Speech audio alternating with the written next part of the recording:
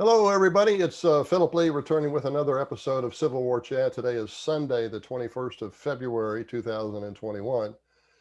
Today, I want to talk about Hillsdale College's Grant Delusion.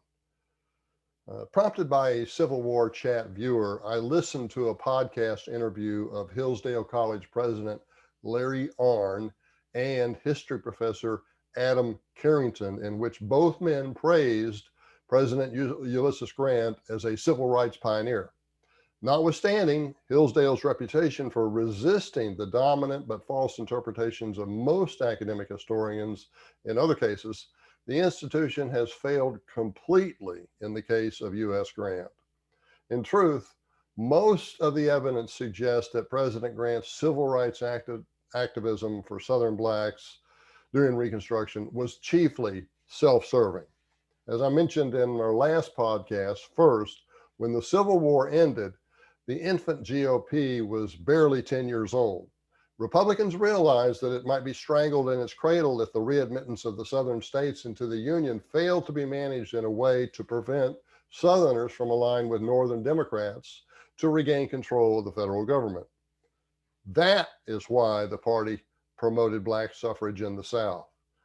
Since 40% of the population of the former Confederate states was black, Reconstruction-era Republicans realized they could set up puppet regimes in the region by giving blacks the right to vote and by disfranchising former white Confederates. As a result, despite being a popular war hero, Grant won only a minority of America's white popular vote when he first was elected president in 1868, notwithstanding that three Southern states, Mississippi, Texas, and Virginia, were not even permitted to vote at all because they had not yet formed Republican-controlled vassal governments. Moreover, before Grant joined the Republican Party in 1868, he was critical of Southern blacks.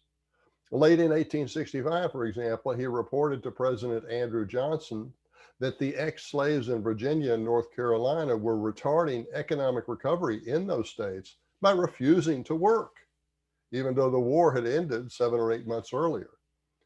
Second, Grant's presumed motivations for suppressing the Ku Klux Klan are dubious.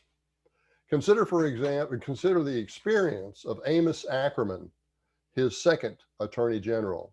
Ackerman was the most vigorous of Grant's attorneys general in prosecuting the Ku Klux Klan. In order to expedite prosecutions, he expanded the powers of the then newly created Federal Justice Department. About 600 Klan members were convicted. Yet Grant abruptly asked for Ackerman to resign in December 1871.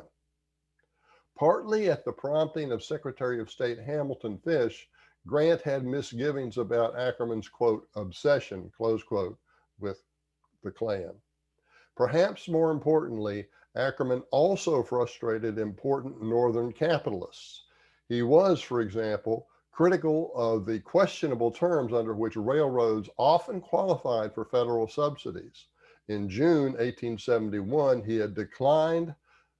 had denied land and bond grants to the Union Pacific Railroad, a railroad which had given Credit Mobley lucrative contracts to build the line.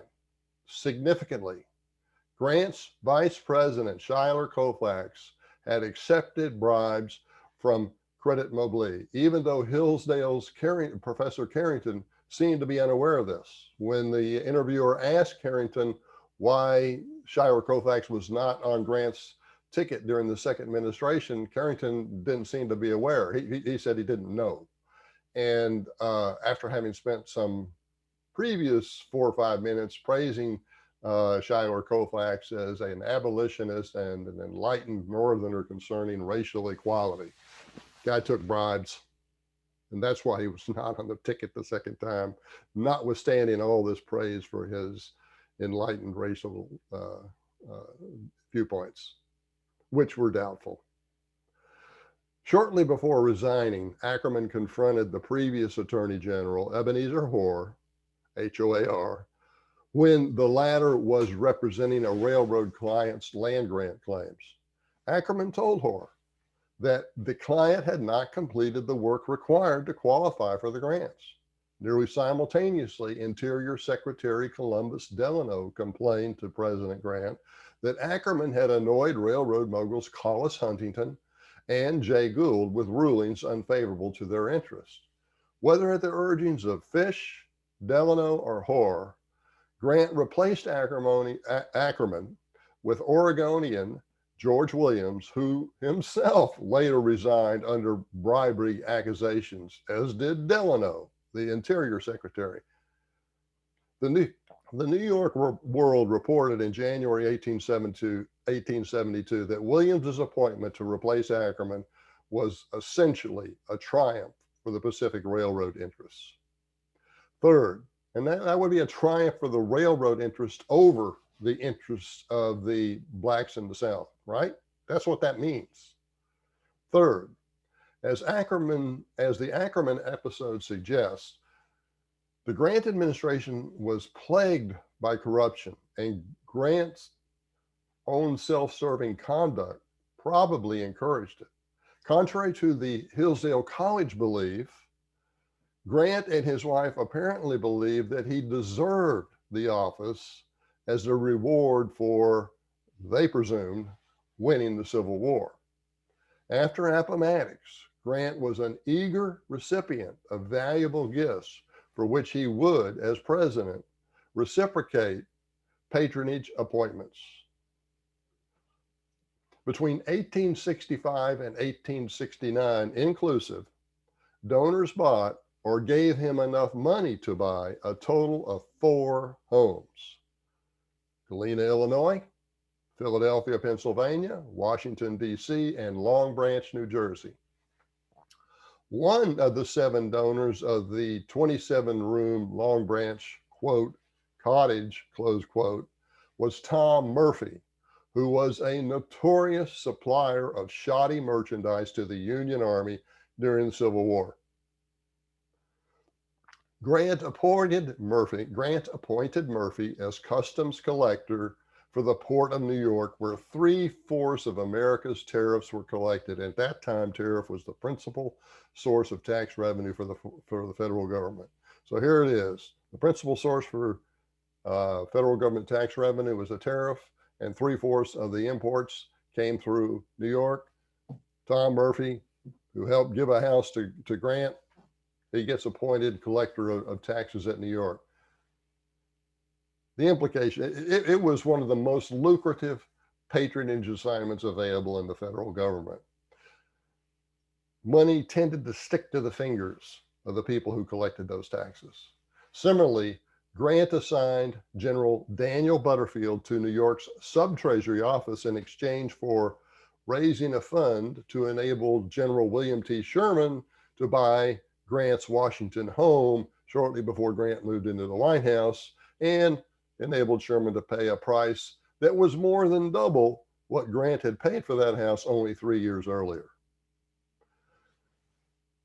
Soon after his appointment, Butterfield took a bribe to join Jay Gould's attempted corner of the gold market in 1869. That was only 4 or 5 months after, less than 5 months after President Grant took office.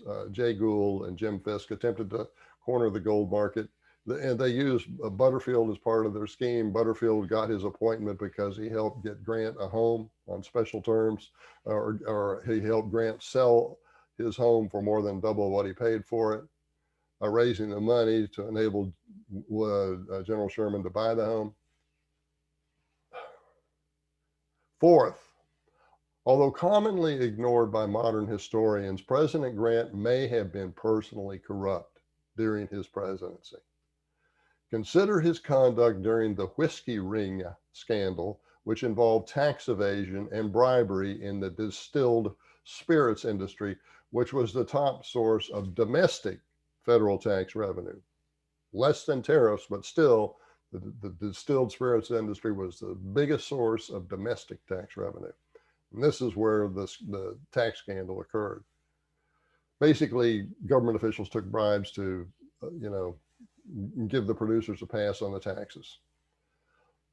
Ultimately, the Treasury's investigation led to the threshold of the presidency when Grant's personal secretary, Orville Babcock, was indicted as a leading ring conspirator. Grant responded by first trying to move the trial to a friendly military court, since Babcock was also an Army officer at the time, in addition to being the private secretary to President Grant.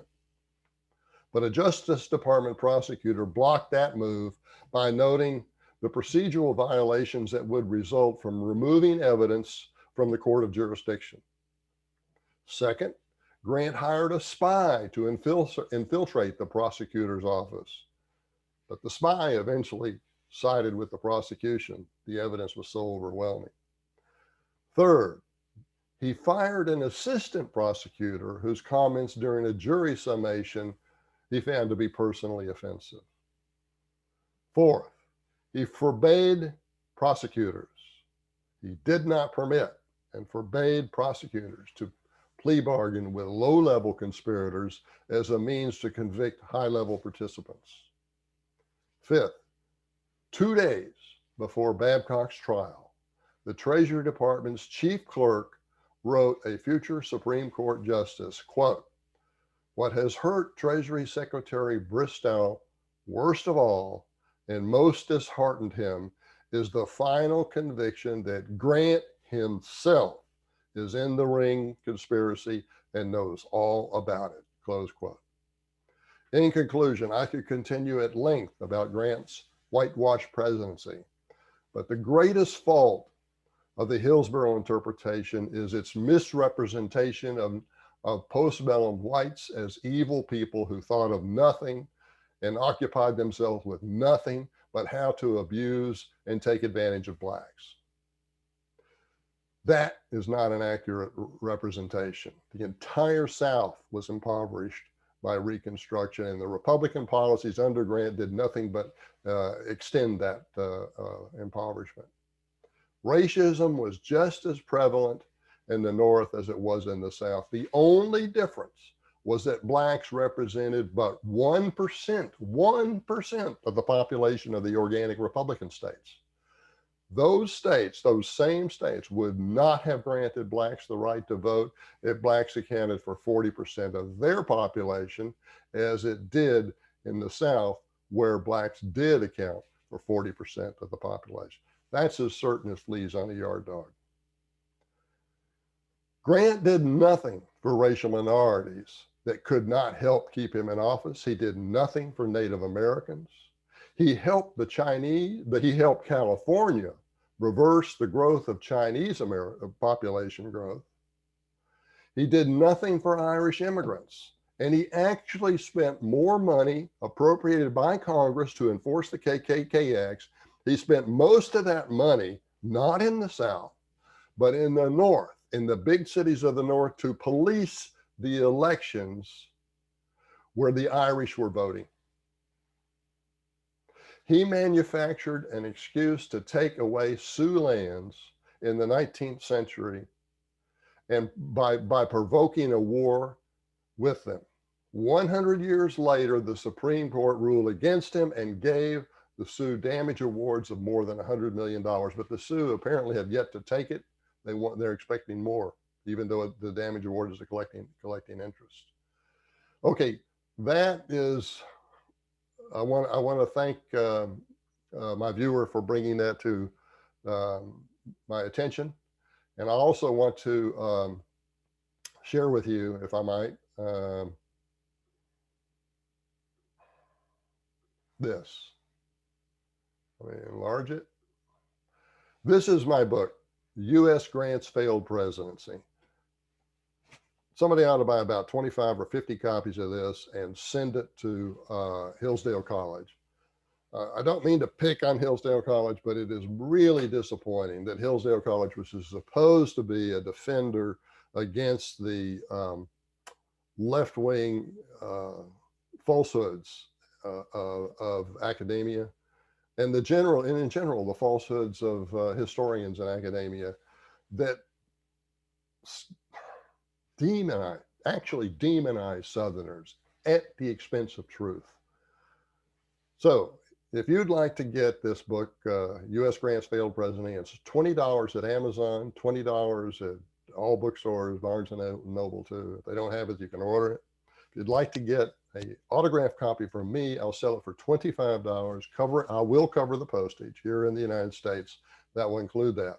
But to get it, just email me, Phil, Phil _Leigh, Leigh at me.com. Okay, that's our show for today, and thanks for watching. I need to stop share. Come on. Okay. All right, it took me a while to get that right. Okay, that's our show for today, and thanks for watching.